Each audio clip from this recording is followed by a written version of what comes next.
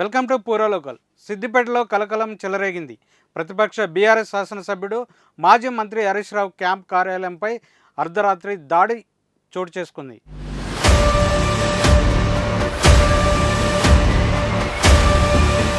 అధికార కాంగ్రెస్ పార్టీ నాయకులు, కార్యకర్తలు మూకుమ్మడిగా ఈ దాడికి పాల్పడ్డారు. ఆఫీసును ధ్వంసం చేశారు. ఫలితంగా స్థానికంగా తీవ్ర ఉద్రిక్తత పరిస్థితులు నెలకొన్నాయి. రైతు రుణమాఫీ పథకం అమలు వ్యవహారం దీనికి కారణమైంది.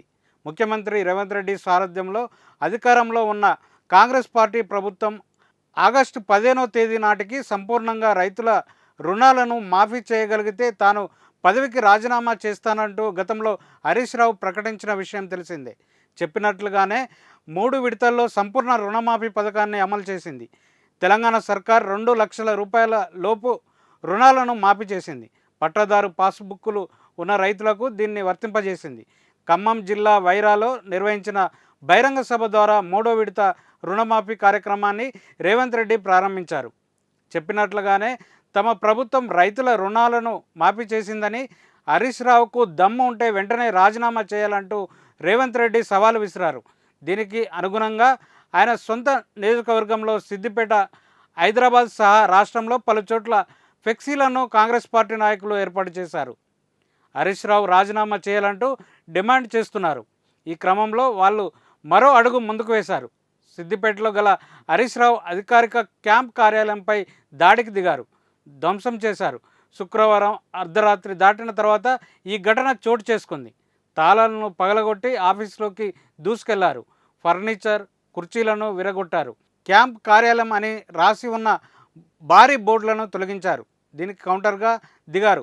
బీఆర్ఎస్ నాయకులు రేవంత్ రెడ్డి ఇచ్చిన హామీని తప్పంటూ భారీగా ఫ్లెక్సీలు, పోస్టర్లు ఏర్పాటు చేశారు.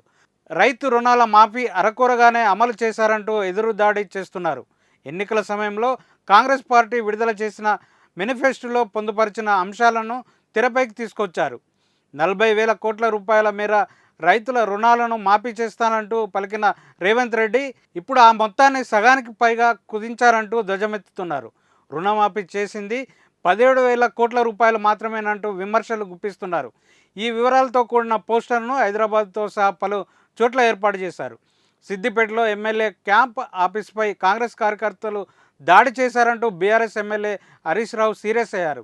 పోలీసుల సమక్షంలోనే ప్రభుత్వ ఆస్తిని ధ్వంసం చేసి ప్రజలను భయభ్రాంతులకు గురి చేయడం కాంగ్రెస్ పాలనకు నిదర్శనమని మండిపడ్డారు. ఒక ఎమ్మెల్యే నివాసంపైనే ఇంత దారుణంగా దాడి జరిగిందంటే ఒక సామాన్య ప్రజల పరిస్థితి ఏంటని ఎమ్మెల్యే హరీష్ రావు ప్రశ్నించారు. దాడిని అడ్డుకోవాల్సిన పోలీసులు దుండగులను రక్షించారని, రాష్ట్రంలో శాంతి భద్రతలు ఎటుపోతున్నాయంటూ ఎమ్మెల్యే హరీష్ రావు అన్నారు.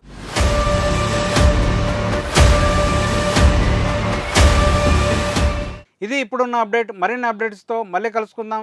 చూస్తూనే ఉండండి పూర్వలోకల్.